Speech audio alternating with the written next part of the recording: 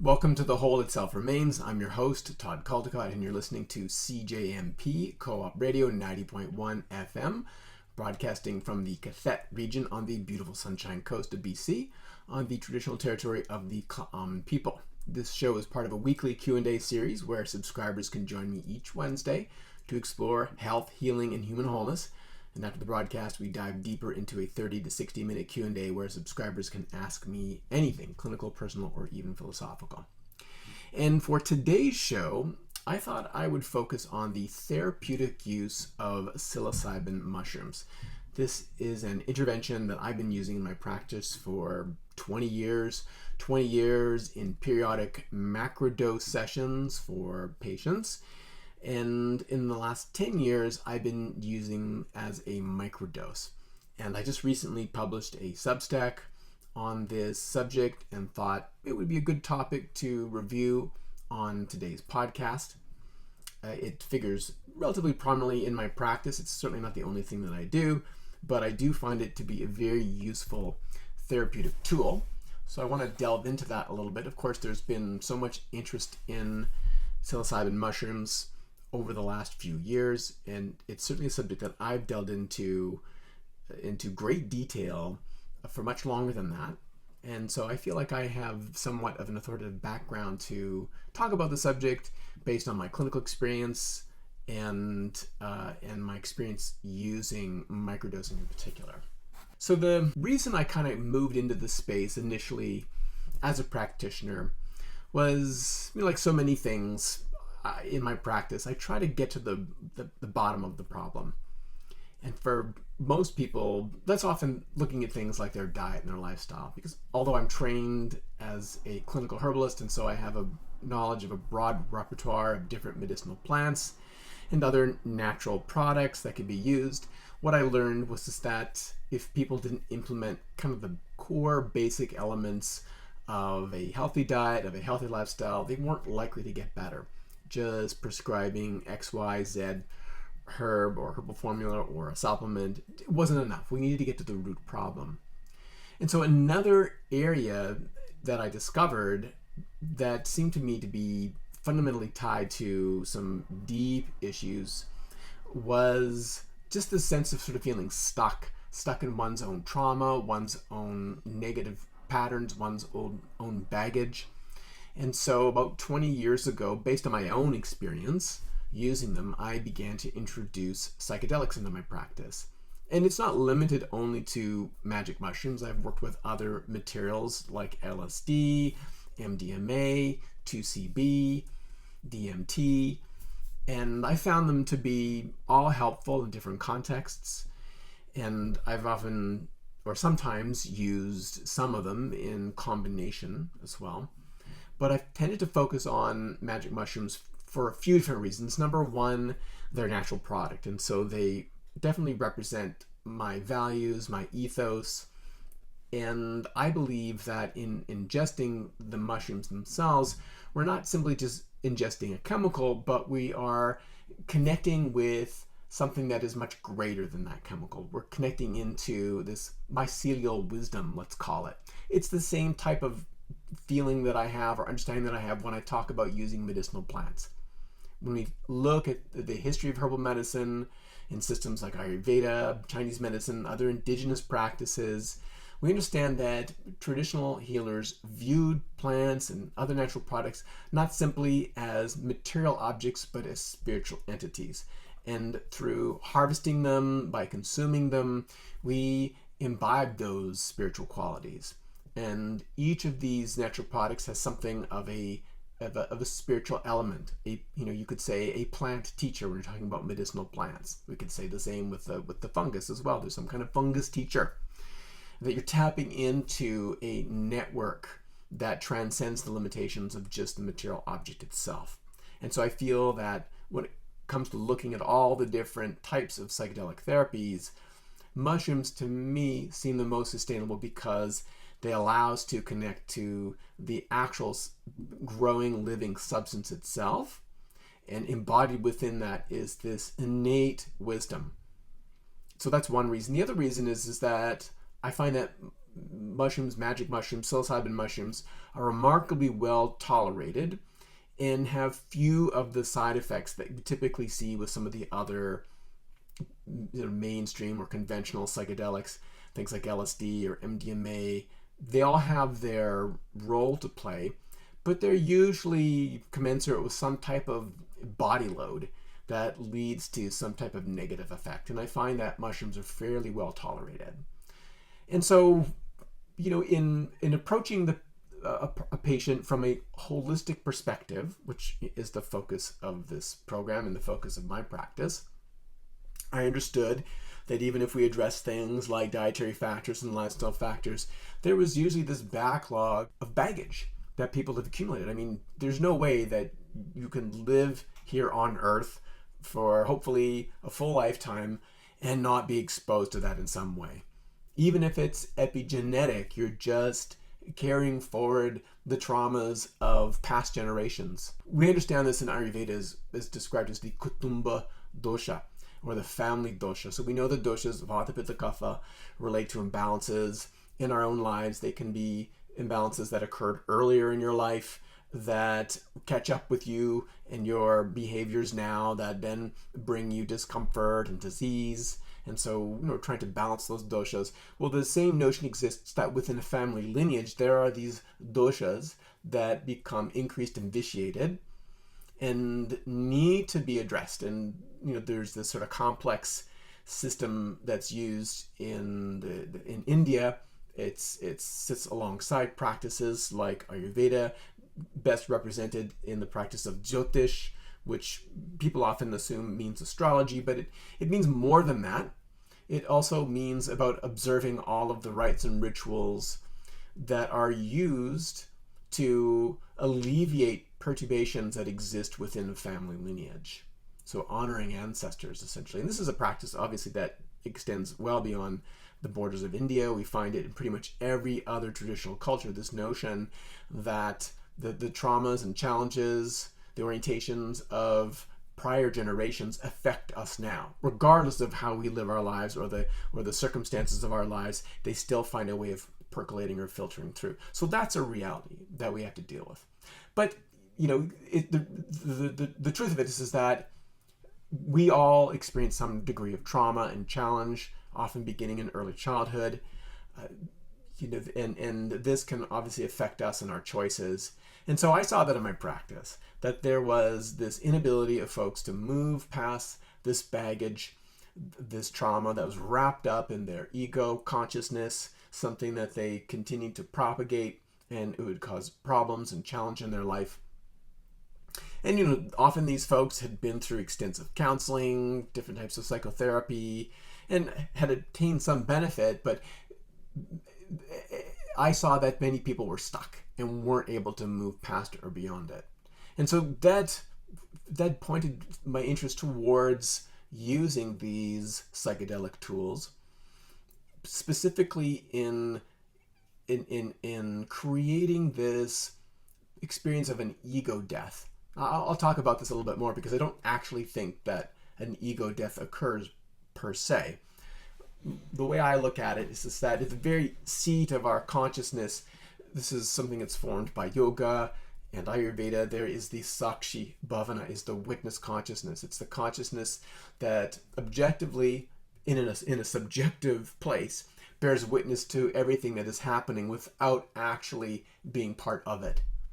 So the analogy would be like your witness consciousness is like that person sitting on the side of a riverbank, watching the river flow along, and that flow of the river is your consciousness.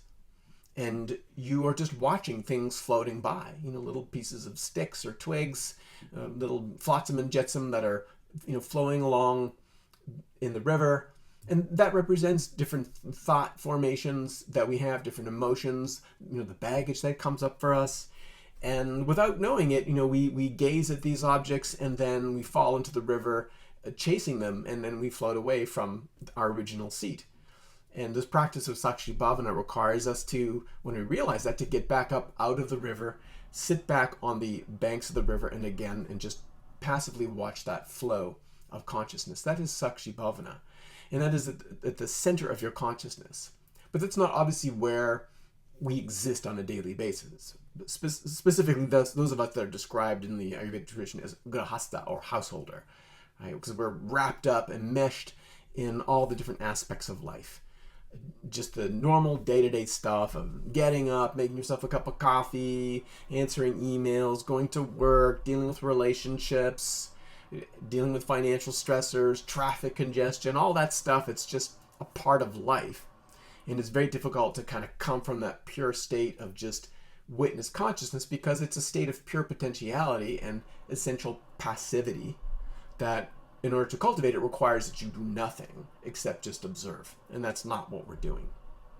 So we're kind of, our experience, the way I view it, is it's kind of like the layers of an onion.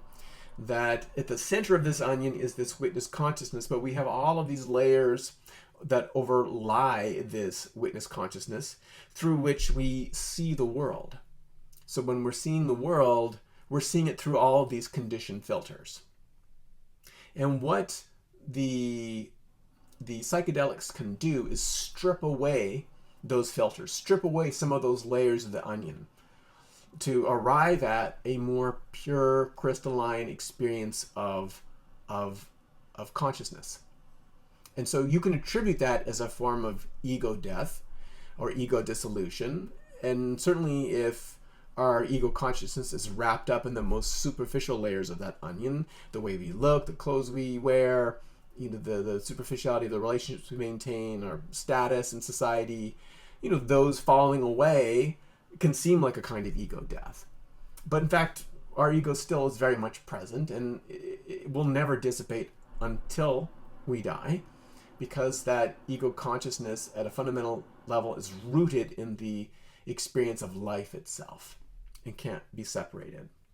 But there's a lot to be said for being able to strip away those layers, to lay things more bare than they would be otherwise, to see the nature of our conditioned reality. And that is the benefit, I think, of these psychedelics, and something that I saw in my practice as being necessary. And so I began to work with patients. I would determine that they could probably benefit because they were stuck in certain areas. They weren't getting benefit from different types of psychotherapeutic interventions. And so we would try something like magic mushrooms or some other type of psychedelic.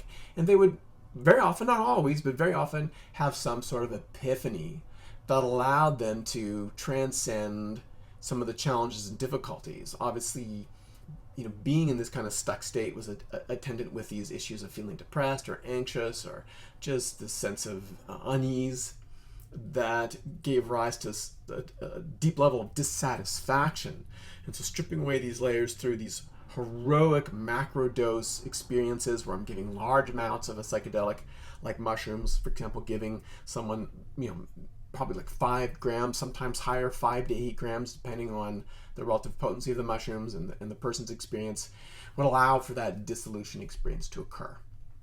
And not all, but in most cases, people received some benefit. Some people, incredible benefits. Some people, more middling or moderated benefits.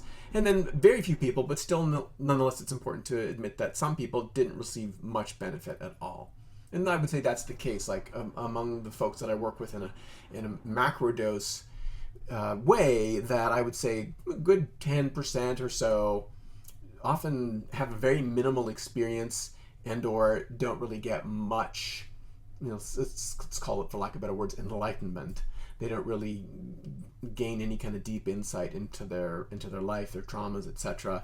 And that makes sense to me. I mean, I personally don't do psychedelics myself anymore. I've done them enough that if I do take them, I don't get much benefit from it, because I feel like I've been there before. I've been here before, and it's just the repetition of an experience I've already had many times before. And there's other dimensions in my life that need more full exploration than that realm. So they do have their benefits, and they do, I think, on the whole, benefit more people than not. And I am of this philosophy that I think probably most people in the world at some point in their life would benefit from undertaking a psychedelic experience.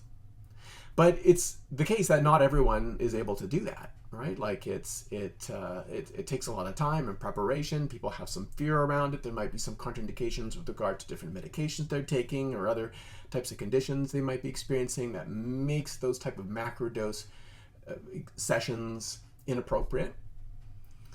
We still have this issue of, like, say, chronic depression or anxiety or some type of issue that still impedes the experience of flow in life. And I think that's the ultimate goal here, is to feel like you can be in a flow state, so you can take what comes and goes and work with it, flow with it, rather than being frozen by it or stuck in it or repelled by it.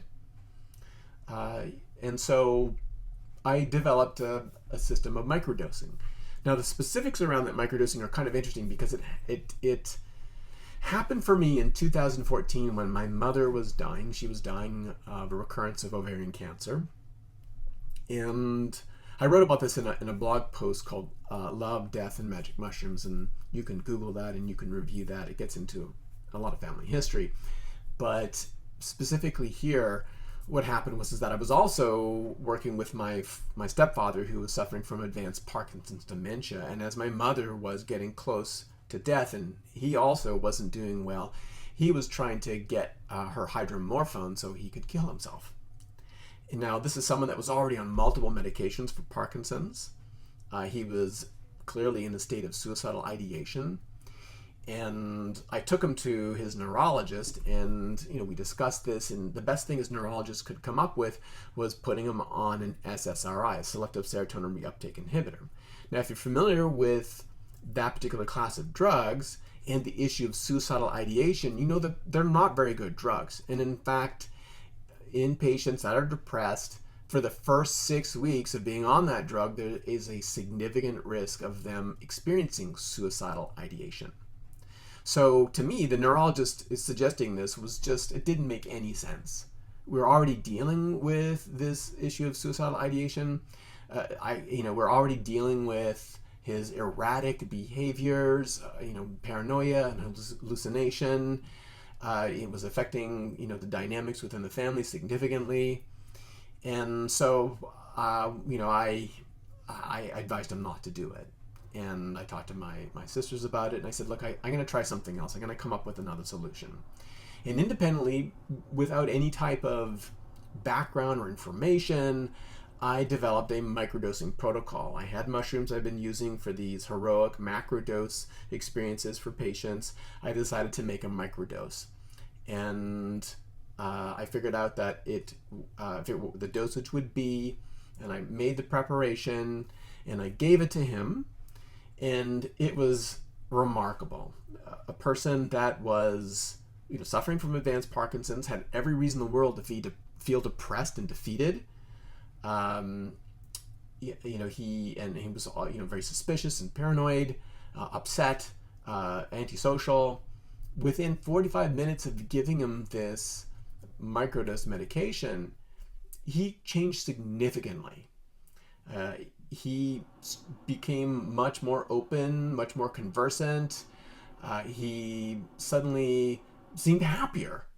Like he was now asking, hey, maybe we can go to the mall. That was a thing that you can do with someone that has Parkinson's, is just kind of wander around a mall together. It's a safe, contained environment. So, we did that. It was it was revelatory. And so we kept him on that for some time.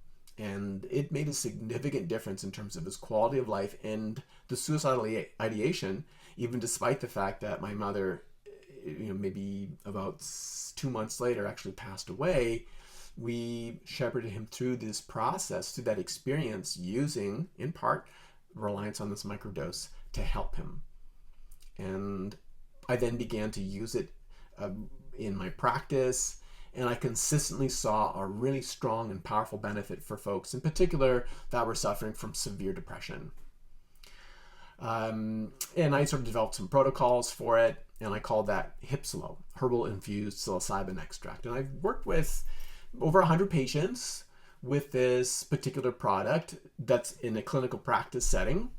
Many of those folks taking things like SSRIs, so have use it to help wean people off of SSRIs and SNRIs. And if you know anything about those drugs, is that they do have some pretty negative side effects. They typically kind of blunt the experience of life. So you don't get the lows that you used to get, but you don't get the highs either.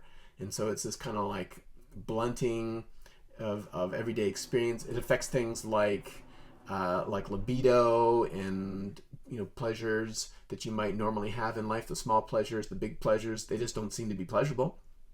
It often leads to things like appetite, poor appetite control, and so issues like around weight gain and hypothalamic pituitary axis dysregulation. So it ended up being pretty powerful for helping people to wean them off of SSRIs. And as I said, like, SSRIs are really difficult to get off of. If any of you have ever been on them before, like, as soon as you start to lower the dose, you start to get these weird physical symptoms like brain zaps and insomnia. These are all defined as part of SSRI discontinuation syndrome. And I began to use the microdose to help people transition from the SSRI onto a microdose, and I could do it very quickly. And in 99% of cases, I would say the transition has been remarkably smooth. I've only seen a couple cases, really just one case in particular, where there was an issue with discontinuation syndrome that persisted over some time, but it was also affected by other factors, like, for example, the person's work-life schedule had changed dramatically. Not something I typically recommend if you're going to shift medications, that you want to make sure that you give yourself enough breathing room to go through those kind of changes that might happen. This person was in nursing and they switched from like a day shift to a night shift, and of course that's going to affect things. Even if you weren't on any medication, it's going to affect things like your ability to sleep. And so that's the only issue I've really seen with making this transition. It's been remarkably effective and helpful for getting people off of SSRIs. And the lovely thing about them is that once someone is on a psilocybin mushroom microdose, I usually recommend that they're on it for 6 to 8 weeks and then begin to taper or titrate the dosage down, such that by the time we reach like 10 to 12 weeks, they no longer need to be on it. And I do recommend that they keep it on hand and they take it periodically. And that's a lovely thing, because with an SSRI, once you're on it, you can't get off of it. You've got to take it, because if you don't take it for a day or two, you get all of those discontinuation symptom issues arising. And so you're stuck on them. So this is nice because you can transition someone off of an SSRI onto a microdose, and then once you stabilize the condition, then you can start to titrate it or taper it down, and then give them the opportunity to take it very periodically whenever they need to take it. And that typically is the pattern that I see for most folks. So it's been pretty helpful in dealing with things. So as I said, I recently wrote a Substack on this, and I thought I would just kind of touch on some of those points today. One of the things that I talk about, and one of the reasons why I love something like the mushrooms, and obviously plants as well, is because we share a common origin. We are all eukaryotic cells, plants, fungi, animals. We essentially have the same blueprint for life, and you can see that in the biochemistry that each of us share. Like, for example, like the porphyrin ring in plants, it helps form the structure of chlorophyll. It's the same basic structure that gives rise to hemoglobin. The difference is between a magnesium ion at the center of chlorophyll and iron at the center of the hemoglobin molecule, but they essentially perform the same function or the same role. So you could say that the hemoglobin is like an echo of chlorophyll. It's serving a very similar function. Another one is the plant hormone auxin. So this plant hormone auxin is a hormone that's released in plants in response to sunlight and regulates growth and development. For example, if you've ever noticed like plants, like a sunflower, the way a sunflower head rotates, paying direct attention to the sun as it moves across the sky. So wherever the sun is, the plant moves with it. So that movement which is not expressed by all plants, but sunflower is a good example, is regulated by auxin. But all plants that grow in response to sunlight produce this molecule auxin. And lo and behold, we have a molecule, a neurotransmitter in our bodies called serotonin, which when you look at it structurally is an analog of auxin. And look at what the role of serotonin is. It increases in response to light, right? It's part of the yin-yang cycle of serotonin and melatonin. So during the day, as the sun rises, as we get outside, we experience the sunshine in our face, getting into our eyes, our serotonin levels increase, we are physically active, we're doing stuff, we feel active, we feel maybe even a little bit restless, like we need to move and get stuff done. It's a biological response, right? Because you need to get out there and survive, so you got to do stuff, right? And that's being driven in part by serotonin. And then as the sun begins to decline on the horizon, it gets darker, then those levels of serotonin drop, and then those levels of melatonin increase. And so serotonin is really important for regulating activity and mood in humans, and also plays a really important role in the circadian rhythm. And so we can see that something like auxin, so essential in plants, it gives rise to the serotonin, which is so essential in animals for regulation of these natural rhythms and cycles.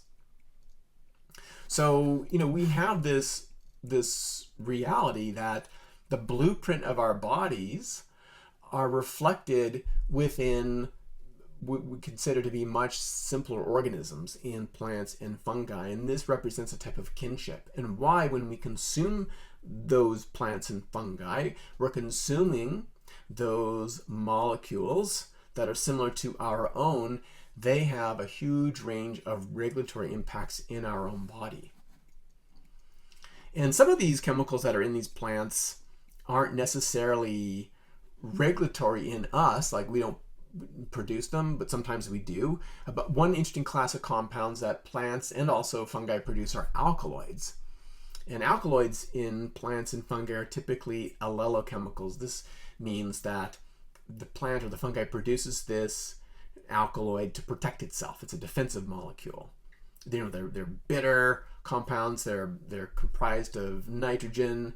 They're often toxic in higher doses.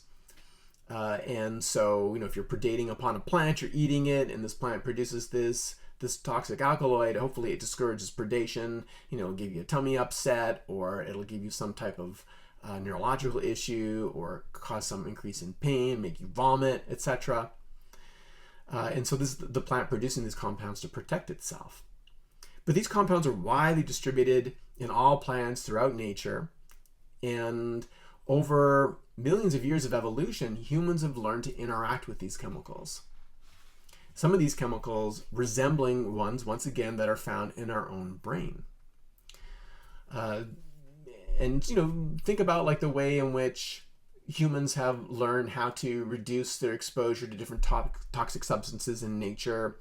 So in being exposed to all these different plants, they might select some that they discover through trial and error are less harmful versions, or maybe they find that they can mix certain plants and fungi together to reduce toxicity, or they can use various methods of preparation like grinding, soaking, fermentation, leaching, cooking to neutralize these harmful effects.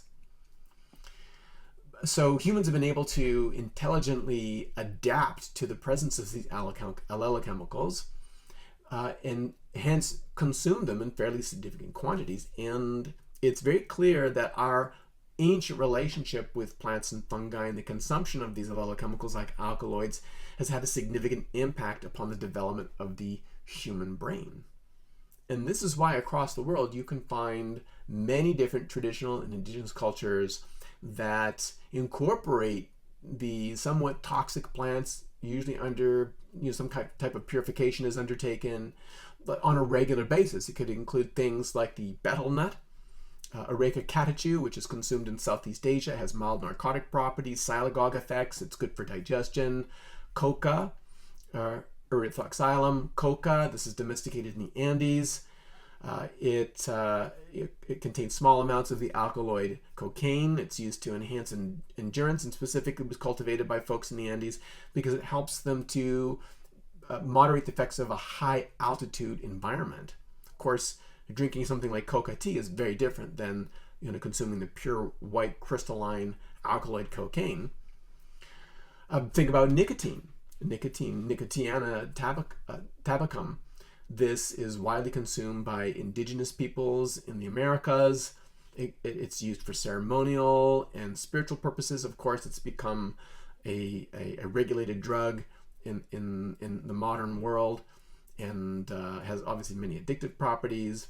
But in its traditional context, I don't believe it had the same types of problems, but it's an example of how humans have developed these relationships with these different plants. And what's interesting is that in many of these plants, we might consider them to be problematic or addictive or have an addictive potential. And for years, the supposition has been, well, people that get addicted to these plants, these drugs, they basically have allowed these plants to kind of hijack their nervous system and take them over and disrupt the normal reward systems of the brain. Instead, we've now realized is that the brain has receptors for all of these plant drugs and fungal chemicals. So it reflects this ancient relationship. So we've been subtly consuming these different substances for millions of years, and it's been altering our brain and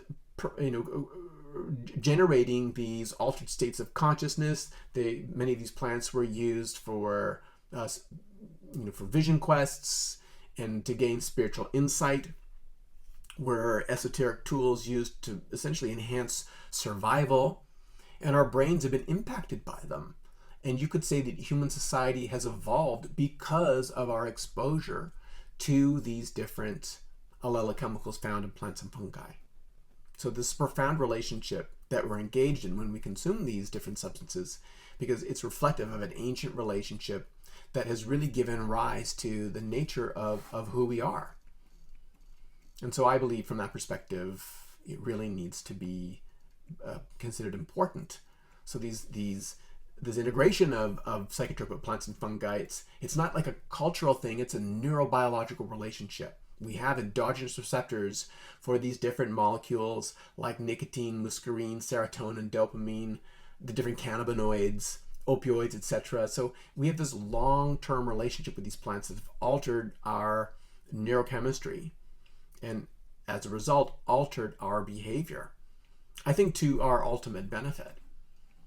And they altered our relationship with how we perceive life, the nature of suffering, the enigma of death. These plants have given us deep insight into these really esoteric and existential questions. And so ancient humans use them for that purpose. And so when we are considering using them nowadays, it's nothing new. Of course, there's this new burgeoning interest in things like psilocybin mushrooms and other things like ayahuasca, peyote, San Pedro. These aren't new things. They're being rediscovered by modern culture after being diminished, after we accused people of using these substances of basically being antisocial.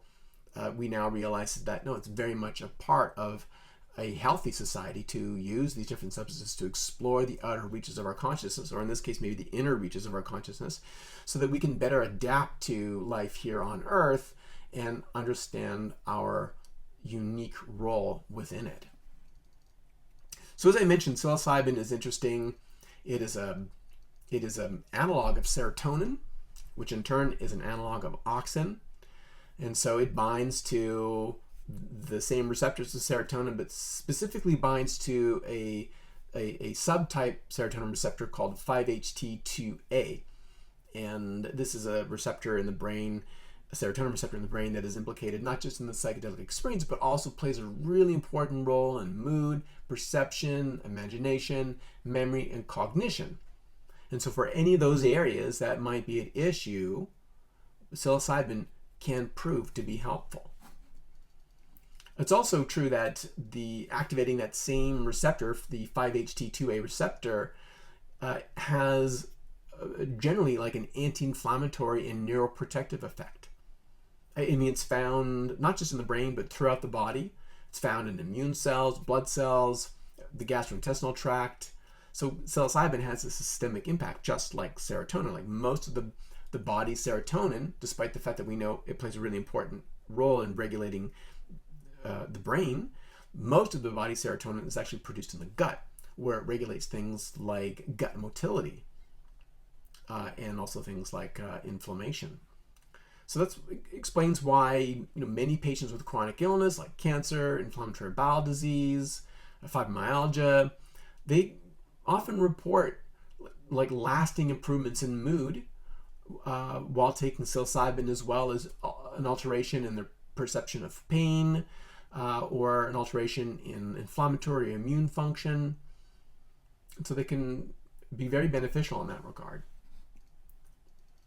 So we know that there's been many years of prohibition into these different psychedelic substances, but over the last 15 years, there's been something of a renaissance in using these different psychedelics, and specifically in psilocybin mushrooms. Most of the research out there is focused narrowly on the isolated tryptamine alkaloid psilocybin, or its metabolite psilocin, which is the active ingredient. Like psilocybin is a prodrug. You consume it, and then it gets converted into psilocin and then is transported across the blood-brain barrier where it exerts its activity.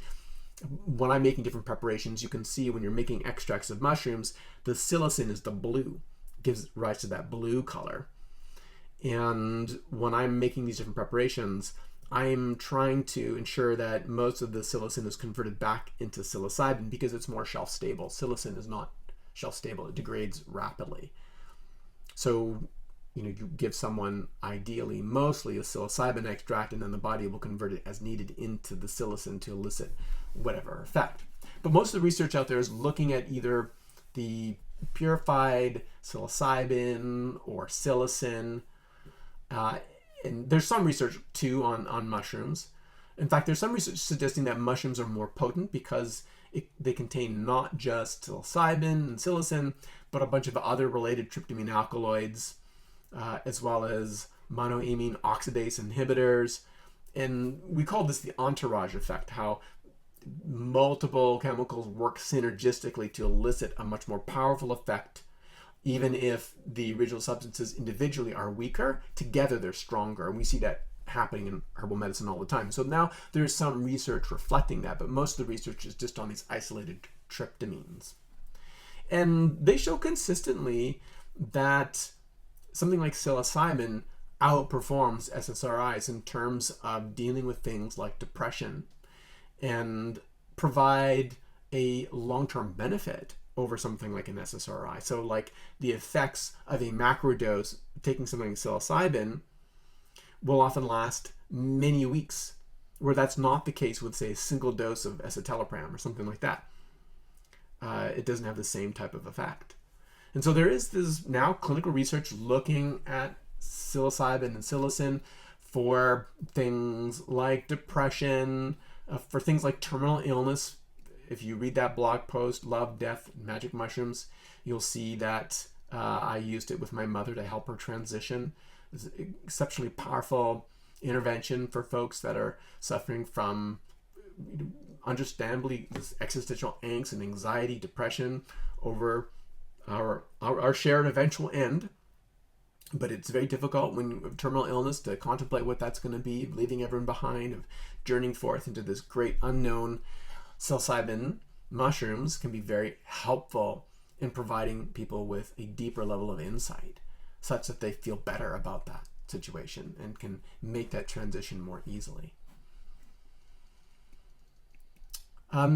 There's also been some interesting research too. When I've been using this, as I mentioned, the psilocybin microdosing for about a decade. And then in the last 5 or 6 years or so, there's been some more interest in different protocols that have been suggested. And initially, the protocols that I was seeing with microdosing were suggesting about a quarter of a gram, so about 250 milligrams of psilocybe cubensis, which is the most commonly grown mushroom. I mean, you can go out there and you can harvest mushrooms in the wild. We certainly have them growing here locally.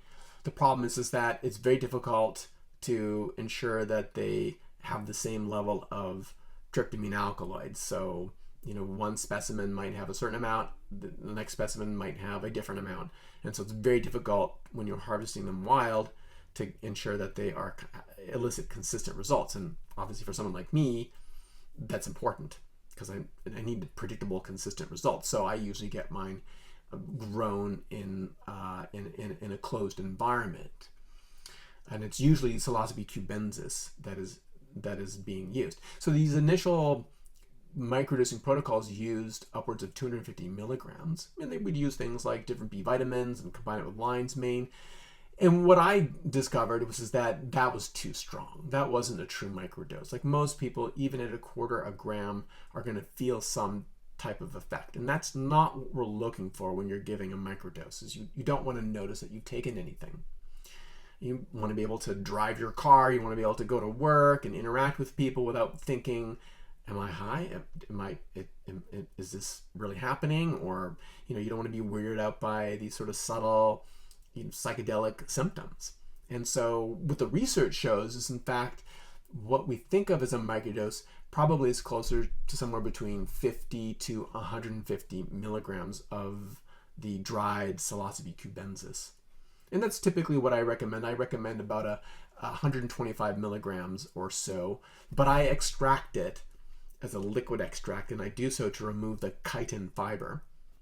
This is indigestible fiber, and it's, some people are fine with it, but I would say a significant number of people, maybe half or more, when they consume magic mushrooms, they'll get some type of, undesirable GI effect, gas and bloating, just discomfort. That is a function of the chitin being indigestible and then, altering the gastrointestinal microbiome. So when I make an extract, I remove as much of that chitin and I produce it in a liquid format, so it's better absorbed and more quickly absorbed. And also we can titrate the dosage better, where it's very difficult to do that if you're just getting a capsule of X amount of mushroom powder. It's very difficult for the user to then titrate that dosage. But you can with a liquid extract, you can titrate it just by using a drop dosage. So once you figure out how many drops, okay, it's going to be 40 drops. Maybe I need a little bit more next time, so I'll do 45 drops. Or maybe I need to drop it down to 35, something like that. So, giving folks an ability to titrate the dosage in drop dose increments is very powerful and important, apart from the fact that we removed all of the chitin fiber. So, and as I mentioned, I've had really good results with it, not just in dealing with depression, and that's not what the research shows as well. There's also shown to be benefit in using psilocybin both in macro and microdose formats for things like addiction and withdrawal, particularly things like alcohol use disorder have been shown to be beneficial. It's shown to be beneficial in issues like obsessive compulsive disorder, OCD. And there's a very interesting case report of kind of like me in some respect, someone who just kind of discovered its therapeutic utility because nothing was working to treat his OCD, and just randomly took some mushrooms and found that it alleviated his OCD for several weeks, and then found that what he needed to do to keep his OCD at bay was to take something like a moderate dose. We wouldn't call it a large macro dose, but like something like a 2 or 3 gram dose every few weeks or so. That was helpful for keeping his OCD. And then over time, as he used it, this is one of the interesting things about using psilocybin mushrooms and psychedelics generally, is that they induce these neuroplastic changes that result in lasting changes to the brain. Right? So it's not just context specific, that you take the mushroom and then the depression is alleviated and then that's it. But if you take it consistently over time, that you won't need to keep taking it because it elicits these broader effects in the brain that induce these neuroplastic changes such that it's changing the nature and function of your brain. And that's an incredibly powerful and useful intervention. It's certainly not one that's very useful if your goal here is just simply to make money, because of course a pharmaceutical company that produces something like an SSRI like Prozac, they want you to be on it forever and not get off of it. And, it's true. Once you're on something, an SSRI, it's very difficult to get off of it. From a herbalist perspective, from my perspective, any intervention that I'm recommending to a patient, my goal is always to get them off of it at some point. Even if it's like a profound dietary change, that's very strict, eventually I want to be able to give them a little more leeway to experiment in their diet, to expand the boundaries of their experience, such that you find a sustainable boundary between feeling good and feeling bad. And because we're in a continuous state of change and continuous state of ebb and flow, people need to be able to do that in a dynamic way. And so my goal with anything I give a patient is to make sure that eventually they can come off of it. Even if they have to be on it for 3 months or 6 months, even 9 months, that's a very long time to be on a medication or supplements. And then sometimes, you might need to be on that, or ideally on that for an extended period of time. Ayurveda has a whole class of medications called Rasayana, rejuvenatives. And these are medications that people can take throughout their entire life, particularly as they reach mid-age, just to improve quality of life and to prevent the deleterious effects of aging, to manage chronic inflammation. So some things you might be on for a long period of time, but something like this, like a psilocybin microdose, I don't think I'd want anyone to be on it for more than 3 to 6 months. Like 6 months would be, I've never seen someone on it for more than that period of time. Typically, most people are wrapped up somewhere between 8 to 12 weeks and then just keep it on hand if they need it in the future. But as you can imagine, it's not a very good business model. It's pretty hard to make money. Number one, you can't patent the drug. Psilocybin is a naturally occurring molecule, so you can't patent that.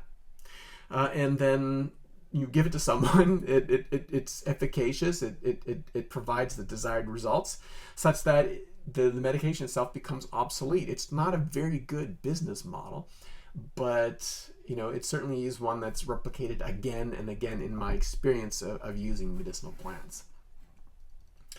Other areas that are helpful for using something like a microdose, I mentioned OCD, migraine and cluster headaches is another one.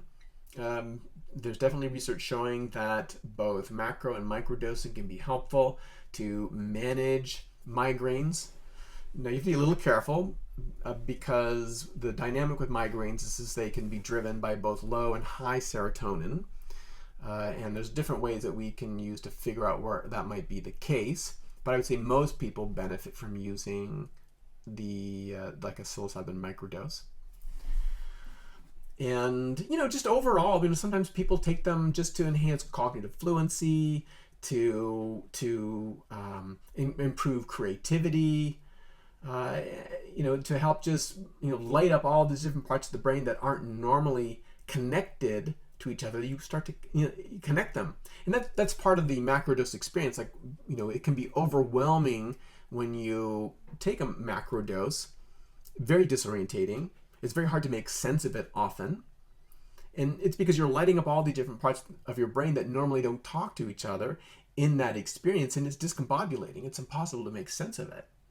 But then in the weeks afterwards, as you reintegrate, sometimes those visions, those experiences that you had begin to make sense to you and allow you to reintegrate whatever that wisdom or knowledge that you obtained in that experience into your everyday life. And that's been a consistent experience too in the research. So another thing I would use microdosing for specifically is also to address issues of impaired cognition. So I have a few patients that, for example, are at risk of cognitive decline, that have some indications, very nascent indications of dementia, and them taking microdosing seems to be helpful to delay that process. Of course, as we age, there's always going to be some degree of brain aging, and we want to slow that down by inducing these, neuroplastic effects. But also, psilocybin has been shown to enhance neuronal growth and development in the brain. Even a single dose of psilocybin in a macrodose can increase the density of dendritic spine growth in the medial frontal cortex. And so, here, the psilocybin isn't just modulating perception, it literally changes the architecture of the brain, and that can be very helpful when you're dealing with something like cognitive decline. So I found it to be very helpful and useful intervention in my practice. And it's something that, as I said, I've been working with for about a decade now. I have one extract that is a combination of psilocybin mushrooms with Syrian rue, Paganum harmala, which is a natural monoamine oxidase inhibitor. It's a herb that's traditionally used by the Bedouin people of West Asia. It's used as a shamanic herb. It has a number of different benefits for digestion, liver, for pain, inflammation. But it is used by the Bedouins as a herb of visioning or journeying.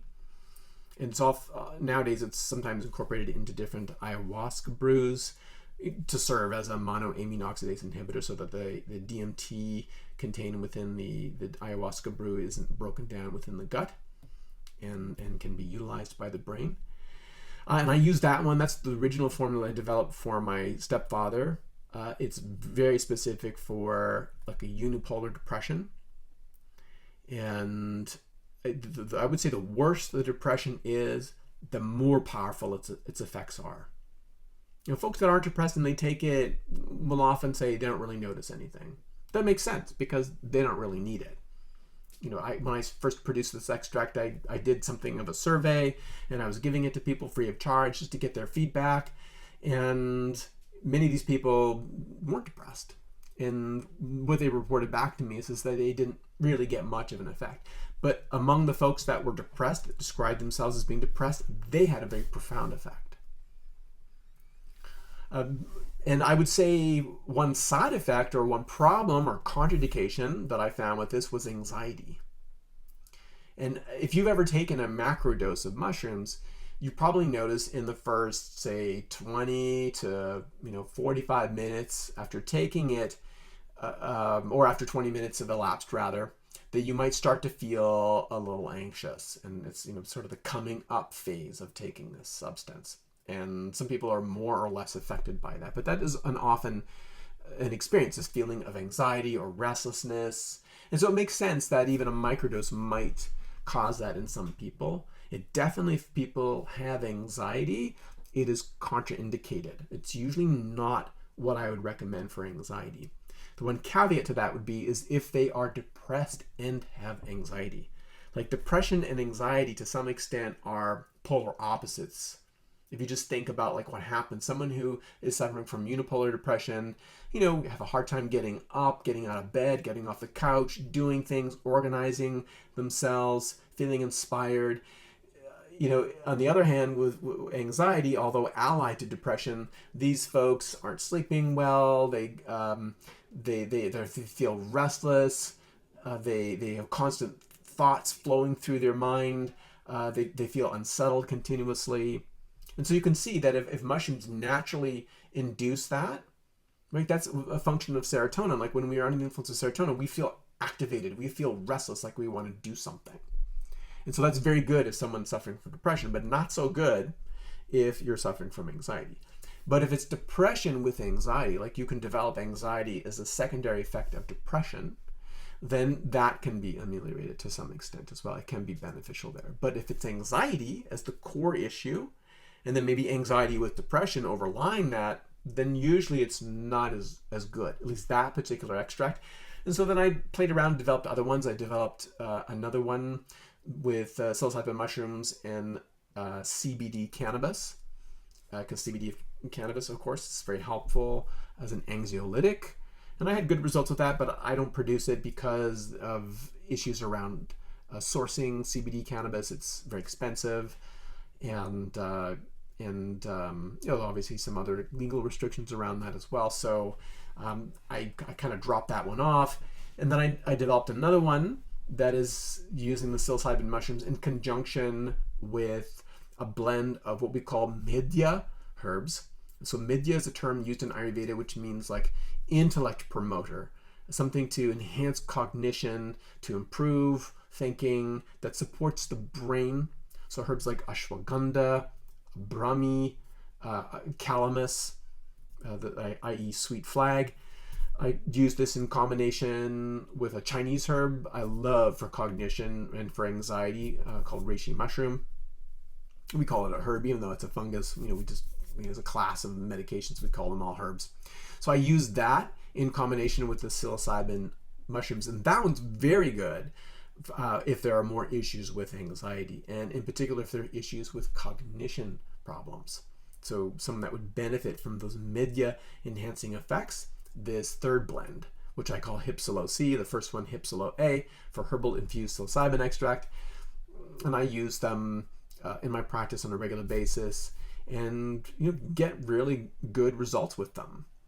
But there are contraindications. It's always important to make sure that you are aware of the contraindications that exist. The principal safety concern relates to the interactions with other drugs that they might be taking. So it's definitely, if you're going to macrodose or microdose, you want to make sure that you're not taking things like SSRIs, SNRIs, monoamine oxidase inhibitors, tricyclic antidepressants, triptans, even certain opioids. Combining them together with a microdose or macrodose can precipitate something called serotonin syndrome. This is a pretty rare, but nonetheless potentially life-threatening condition. It's marked by agitation, tremor, hypertension, confusion. So it's definitely contraindicated. Other contraindications for both macro and microdosing might be a history of psychosis. It could be your personal history, but also a family history of schizophrenia or psychosis. You want to approach the usage with caution. There's just normal, well-adjusted people that I've met that, unexpectedly had a kind of a psychotic break in taking a psychedelic. And there's ways to figure out how likely that might be in a given individual. But if there's a history of that, then you want to be cautious. Insomnia, particularly if you're taking these things later in the day, because they can affect things like sleep. Serotonin, once again, is used by the brain to activate the nervous system to get things flowing. And so if you take a microdose too late in the day, then it could interfere with your sleep. Folks that have like mold or penicillin allergies, they might have a general sensitivity to any type of fungus that includes like a psilocybin mushroom extract. So that's a potential contraindication. And then, as I mentioned, like unmanaged anxiety.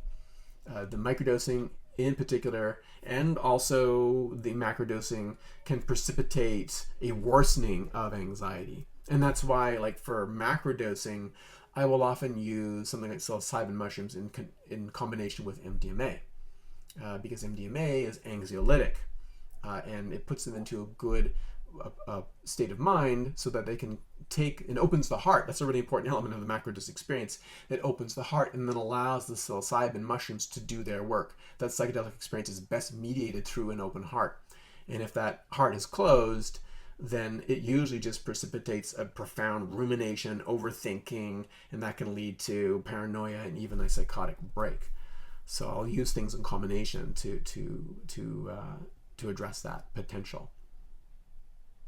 And then it's important to know that even at low doses, psilocybin mushrooms can unearth unresolved trauma. It can possibly destabilize fragile psychological states. So while psychedelics like mushrooms can be part of our human birthright, like we've been consuming these substances since time immemorial, it's always best to make sure that you seek out qualified and experienced supervision for any type of macro or microdose experience, okay? All right, so I'm going to wind things up for today. Thanks so much. Remember, if you want to join me, you can be one of our subscribers. All you need to do is go to dogwoodbotanical.com/subscribe, and you can join up. It's just $50 a year to do so. And then if you want to listen to these free podcasts online, you just need to go to YouTube. I've got a playlist at youtube.com/Todd Caldecott. The whole itself remains. And then, of course, if you're here locally or even online, you can listen to this recording on CJMP 90.1 FM. Go to cjmp.ca and you can listen to me there. So thanks so much for joining me. I look forward to connecting with you next week. Take care.